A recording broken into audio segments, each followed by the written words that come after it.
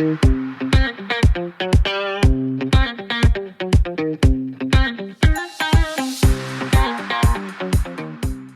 and welcome to another episode of the RevRx Podcast. My name is Chad Potts and I'm your host. Today I'm sitting down with space geologist Ruby Patterson and just having a conversation about outer space. If you've ever wanted to sit down with a space scientist and talk about the moon, Mars, and all the other planets in the solar system, this episode is for you. I grew up fascinated by all of these things, and this conversation was the most fun that I've had in a podcast interview yet. We talk about what a space geologist does. We talk about moon rocks. We talk about landing on the moon. We talk about Mars and all the rest of the planets and how there are plans in place to actually start discovering more and more. There's a lot we don't know about our solar system, but we're going to talk about some of the things we do know and some of the things that we're trying to figure out today. Today is September 13th, on the day that this episode releases, and this is actually the 65th anniversary of the landing of Luna 2 on the moon, which was actually the very first spacecraft to ever make contact with another solar system body. And so I think it's only fitting that we release this episode with Ruby on this day as we commemorate such an important journey to the moon. You see, Ruby is the U.S. lead for research and development at the Iceland Space Agency. She's led research at NASA, looking at some of the mysteries of the moon and Mars and other planets. She's a truly fascinating individual, and you're going to love every minute of this episode. So sit back, relax, get your astronaut hats on, and get ready for a fun conversation with Ruby Patterson. Thank you, Ruby, for joining us today on the RevRx Podcast. What a privilege it is to have you here with us. Thanks, Chad. I'm really excited to be here, and it's an honor to be on your show. Yeah. So you are a space geologist, right? Yes, the rumors are true. Tell me about that. What does a space geologist do? And what kind of sparked your interest in space exploration, geology, all that? So a space geologist does everything that a geologist on Earth would do, but it's applied to planetary bodies. And so for those who are not familiar with what geologists do, it's not just oil and gas people. It's not just people that study volcanoes. It's folks that study sediment transport and earthquakes and all sorts of deep time records of crust formation. And so what I do as a space geologist, my specialty is Mars geochemistry and lunar geology. And so I have a history of acting in both of those realms, which has been a really cool, rewarding experience. But the way that I found out about this career path was completely by accident. I actually went to a conference when I was still at a community college. Like I won some competition for community college students to go to this conference in Washington, D.C. And it was a geology conference. And I walked past this table that had this giant blow up moon, like a beach ball almost. And I was like, hold up, what's that? That looks really cool. And I went over to the table and I started talking to a woman there, and I asked her so many nerdy questions. Like, wait a minute. So you can be a geologist, but study rocks on the moon? Like, why would we even want to study rocks on the moon? How do you study rocks on the moon? Or can you do this for other planets? And it turns out that literally almost every single natural process that occurs on Earth with respect to the lithosphere, or like our crust, actually happens on other planets, just with different temperature and pressure and chemical regimes. So it's actually a very interesting, unusual career path. And I'm happy that I stopped by that table, because that woman ended up being my mentor and really taking me under her wing. I was just annoying enough and just persistent enough that she was like, Ruby, you should probably consider a career in this. And so eventually, like a year or two later, she ended up hiring me to be her lab assistant and taught me everything she knew. But I started out washing dishes in her lab for hours and hours and hours because I wasn't trained enough. I wasn't cool enough to play with the big dogs yet. And so I had to work my way up from there. Yeah, you had to put in your time, I guess, right? Yeah, exactly. I love that. In kind of a chance meeting, right? Wasn't expecting to, what hasn't always been your dream to study rocks in outer space. But, it's kind of like when you know, right? It sparked the interest in you at that moment, and the rest is history. So tell us a little bit about what you're doing now. Now that you're no longer washing dishes in a lab, you're getting to play with the big dogs.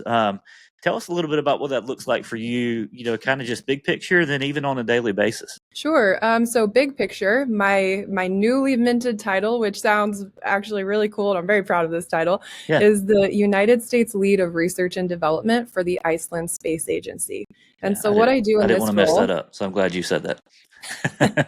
hey, if you messed it up, I wouldn't tell anyone.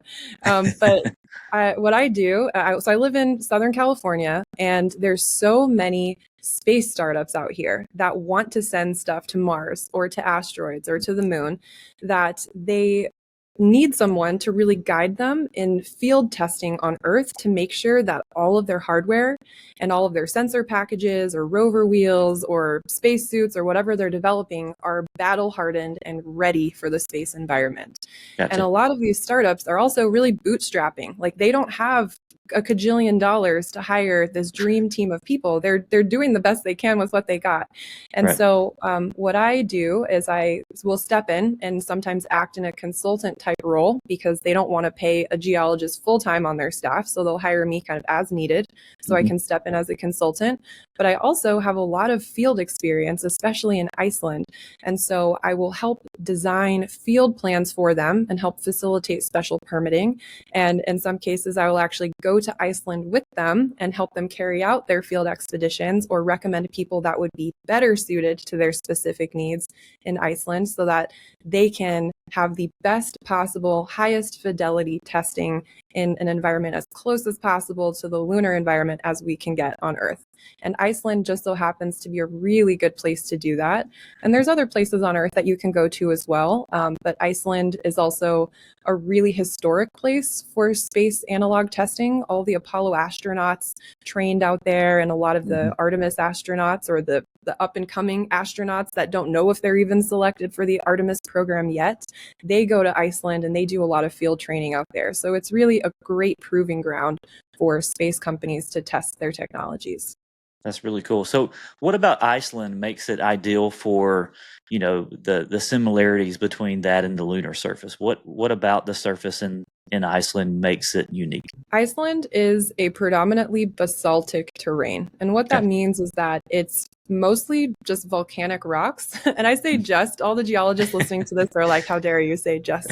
But and so Iceland is covered with predominantly volcanic basaltic rocks. And this is very, very similar to the rocks that we find on the lunar surface.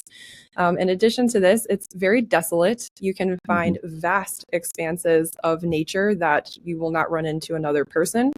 Also, geochemically, the basaltic rocks in Iceland are very similar to large swaths of the lunar surface. In addition to that as well, there's not typically a lot of transport distance from the source of these rocks, meaning like the volcanic edifice from where they come from, to where they eventually stop and land and sink and become a different type of rock later on. I'm like getting into the rock cycle now, but this is very similar to the lunar surface, because on the moon, there's no atmosphere, there's no wind, there's no rain to erode and weather and shape and round these grains to act more like beach sand. They actually act very much like sticky, pointy, like miniature needles. And so a lot of the sediments, a lot of the volcanic sediments and volcanic rocks in Iceland behave similar to the rocks on the moon. Okay. So on your Instagram, I love your hashtags. It's like women in space and different things like that. But one of the things you put on there was actually samples of lunar rock. And, I think they were in bags and that kind of thing. So, how does that happen? I think you said that we picked some of that up with meteorite remains or something like that. But can you talk a little bit about how we're able to obtain these samples from the moon? Yes, absolutely. So there's two major ways that we can get rocks from the moon. So the first way you already mentioned, and that's they get delivered to Earth for free in the form of meteorites that big teams of scientists will go and collect from Antarctica. And there's actually major Antarctic meteorite hunting expeditions that happen almost every single year in Antarctica. And so that's definitely, like, if you've ever seen what's the Nicolas Cage movie where he wants to steal the Declaration of Independence? National Treasure. Yep. You know the scene where they're like on ski-doos, like on a glacier and like whatever. It's actually like that. Cool. So maybe it was National Treasure too when they do that. But anyway, there's actually teams of scientists that mob around on snowmobiles down on Antarctica, and they hunt for meteorites, and so they bring them back to America in this very special lab at Johnson Space Center, where they curate and catalog and prepare all of these meteorites for scientific analysis. And so they're not just lunar meteorites that they find down there. It's also Martian meteorites and meteorites from all different types of asteroids. So that's one way that we get lunar rocks. And the other way is the very expensive but very fancy and my favorite method of getting lunar rocks, which is we go to the moon and we pick them up ourselves. Yep. And so the only time America has done this was in the Apollo program. Okay. And that means that we physically sent a bunch of men to the moon, like from 1969 all the way through the late 70s, and they bagged and sampled sediments and boulders and cobbles and everything in between, and they brought it back to Earth for us to analyze. And so when I was working as a Mars geochemist at NASA Johnson Space Center, my office just so happened to be down the hallway and one elevator ride away from this high security laboratory facility where they house all of the moon rocks that have ever been collected by Apollo astronauts. That's so cool. It also just so happened, it is so cool. I felt really lucky when I got to go in there the first time. And then I befriended, and now she's one of my best friends in the whole world, a woman named Hannah O'Brien, who is an incredibly talented lunar scientist, but she's one of the curators in that lab. And now we're besties. And so whenever I want to go in there, I'm like, hey, hey, Hannah, can I just hop over and see what you guys have been working on? And so she has been able to give me basically presidential tours to me and some of my friends of that lab. So I have no real professional reason for being in there other than just professional curiosity and getting very well acquainted with the types of rocks that I study. Yeah. But yeah, when you go into this lab, it's actually really fun because you have to dress up in what's called a bunny suit. So you cover yourself from head to toe. You wear booties, a big Oompa Loompa onesie that's white. You have to put a hood over, or a big shower cap over your head. And you have to take off all your jewelry, especially no gold jewelry, because that's really easy to contaminate rocks with gold. And you have to take an air shower. And so there's this kind of funny, awkward experience. Sometimes if you're on a tour in there, you're in there with someone you don't know very well, you get to know them pretty well very quickly because you're standing in this really cramped shower stall where this laminar flow of air sweeps over your head and down your body. And the whole purpose of that is to remove any sort of dust particulates from you so that you don't carry that into the lab. And once you're in the lab, you'll notice that there's tons of glove boxes. So imagine giant terrariums basically with holes cut in them with giant, I'm trying to explain this the best I can, but giant kitchen gloves that are made of a special material, and the gloves are inside of the box with the holes on the outside, so you can just push your hands into them. And so you never actually touch the lunar rocks with one single pair of gloves, and you never touch them with your bare hands. You never breathe on them with your regular breath. They're always highly protected and kept in the most pristine condition possible. Wow. And something that's very cool about the Apollo sample return program is that when they were designing how they were going to study all of these moon rocks, they decided, okay, we have the cutting edge technology of the 1970s, but we're anticipating in the coming 50 years that technology is going to evolve so much that we're actually going to cut every single sample in half, and we're going to zip up half of every sample, and we're going to lock it away in a giant vault that requires at minimum 2 people at one time to open. Wow. And we're going to just put it away for safekeeping. And they recently unzipped those other halves of some of the samples a couple of years ago, because on the 50-year anniversary of the Apollo landings. And they thought, what a great way to commemorate it. Let's unzip some of these samples and try to learn some new things. And so people are often really surprised to realize that even though we've had these samples for decades now, we're still learning new things about them literally every single day. Wow. Yeah, and that's what's cool about it is that they've explored 50 plus years ago, and we still have evidence of that today. We're still playing with rocks, you could say, even still today. So thinking about, all right, there were those missions to the moon. And, of course, some of those weren't successful. We know all the stories and everything, but you're starting to see some private companies wanting to make their mark in history and be able to transport people to the moon and that sort of thing. Just as someone who understands space a whole lot more than the average person, what are your thoughts on that?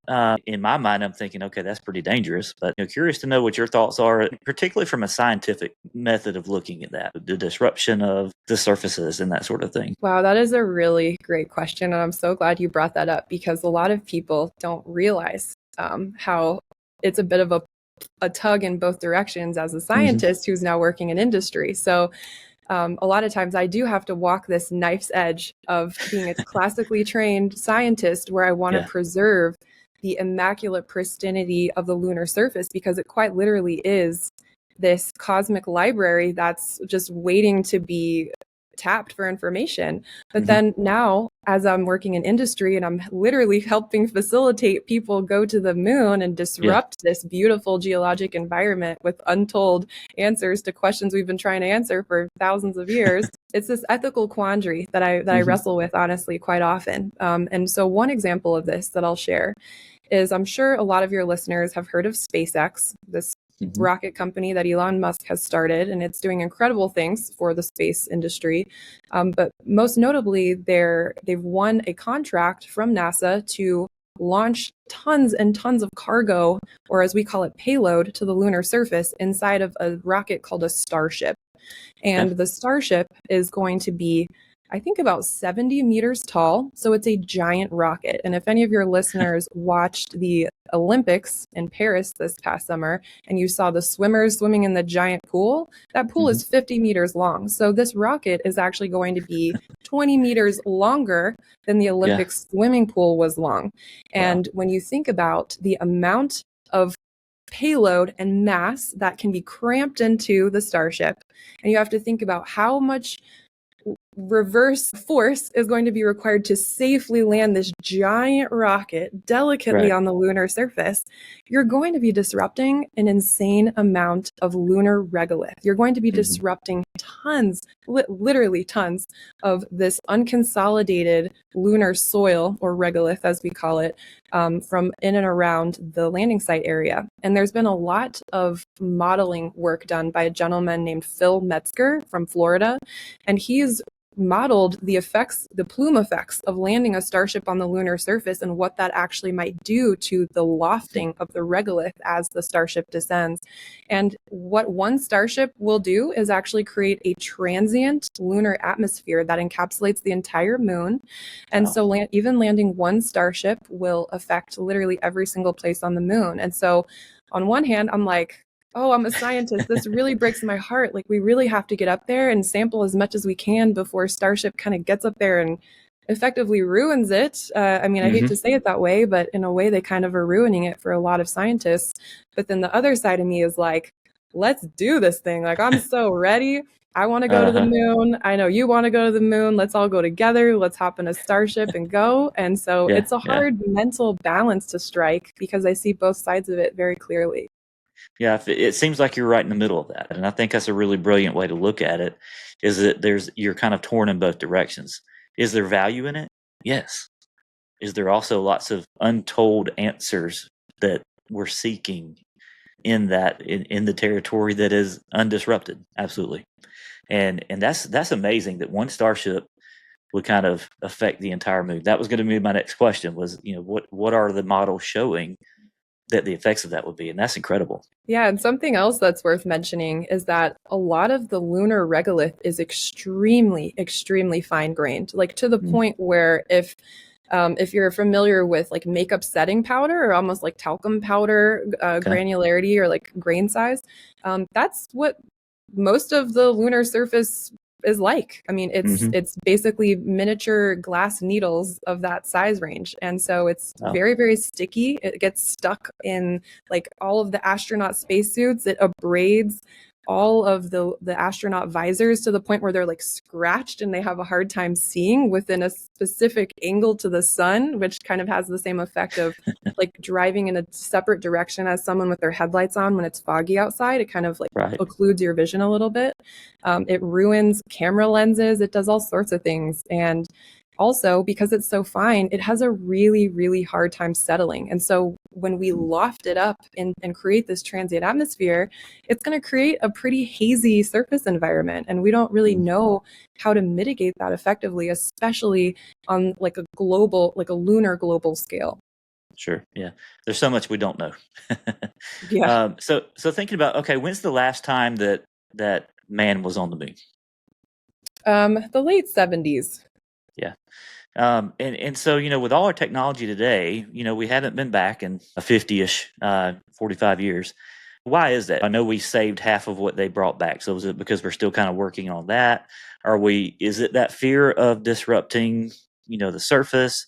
What has kind of kept us from traveling to the moon for the last, for as long as I've been alive? Yeah, that's a great question. There's a lot of different reasons. So I think the initial space race when we went to the moon in the 70s was because we wanted to beat Russia there. And we succeeded in that. And that was like the big driving force behind that. And so that was a really, really big, glorious era for NASA. And so after that, after we got all these rocks and these astronauts back, we're like, hey, we're good. Like we can focus on maybe another planetary body now. And so also there's this element of every 4 years, our administration changes in America, or 4 to 8 years, the administration changes, and every president has a different idea of what should or should not be done with respect to space exploration. So not only does the NASA budget fluctuate every 4 to 8 years, we also have this element of programmatic balance. Like people in the planetary science community who don't study the moon are like, hey, NASA, what about Mars? What about Venus? And so they get really vocal and they lobby to Congress and they lobby to our government and they say, we want more funding to go to other planets and study them because they're worthwhile for other reasons. So after the moon, there was a very big push for gearing up to go study Mars. And so there was the launch of a whole succession of flybys and orbiters and landers and then rovers. And then we had an attempt at drilling on Mars through the InSight lander. And that was ultimately not as successful. They had a probe that it was supposed to be a heat probe that ultimately failed because the geotechnical properties of the Martian regolith were a little bit harder to get through than they expected. But that's par for the course. They still, managed to get a lot of good data from that mission. But to answer your question, we haven't been back because we've been busy changing administrations and focusing on other planets and sending things out to Pluto with New Horizons and doing flybys of Mercury with Bepi Colombo. And most notably, most recently, NASA announced that our next big flagship, like Discovery class mission is actually going to be out to Uranus, which is like the most understudied planet ever. And I can't wait for all of the memes to come out about these missions. Oh, sure. Yeah. And that's really, really insightful. And it's something I haven't really thought about was, as far as government funding for NASA, the fact that it will fluctuate and the priorities will change based on lobbyists, based on Congress, which changes, and then based on the administration. So really good insight there to kind of help us to see, all right, well, it's not that easy to just say, hey, we're going to go to the moon tomorrow. And even beyond like going to a planet, like we've launched the James Webb Space Telescope and we've done, all these other types of, deep space surveys that are also taking a lot of funding and focus from hard boots on the ground, landing on an actual planetary surface type of work. And I think it shows us that science is more than just the big splash, right? Of course, walking on the moon, that sounds so much cooler to other people than a lot of the things that are going on behind the scenes. But true science, you only get those splashes every now and then. True science is trying to answer those unanswered questions. So that kind of leads me to what questions is space geology trying to answer, if that makes sense? Oh my gosh. Okay. So I'm going to do my best to keep this under a 2-hour answer. No. Yeah.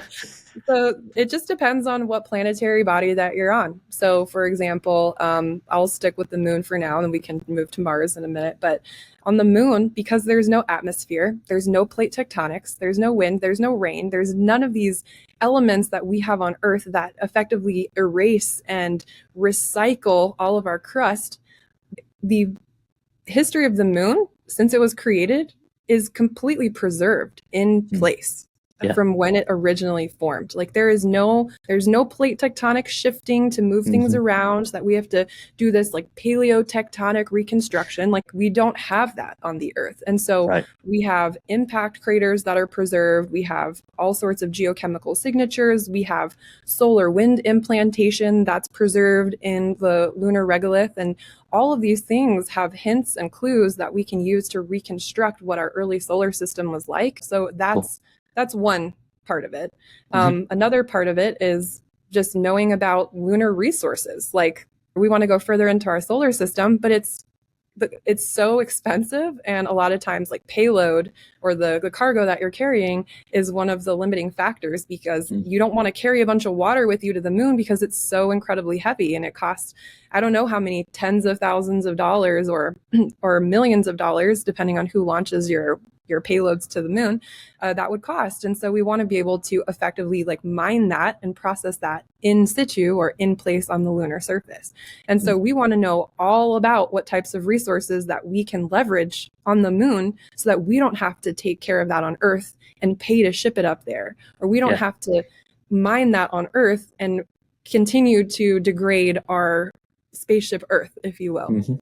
And so then there's other questions about our solar system that can be answered on planets like Mars or a moon called Titan. Like Mars is believed to may have at one point, maybe possibly, harbored life. And so that's one of the really big pushes or behind the Curiosity rover science team, and especially the Perseverance rover science team. They're looking for biosignatures in places that are most likely to have harbored life on Mars. And it's like finding a needle in a haystack. Like you think, oh yeah, these science whizzes at NASA, if anyone can do it, they can. And of course, that's true. Like there's a lot of very talented people at NASA, but you think about the terrain, like the spatial extent of how much you're actually studying with a rover versus the total spatial extent of the planet Mars. And it's like, wow, we're just a drop in the bucket. Like I really hope we can do it, but man, it's a tough thing to tackle for sure. Sure.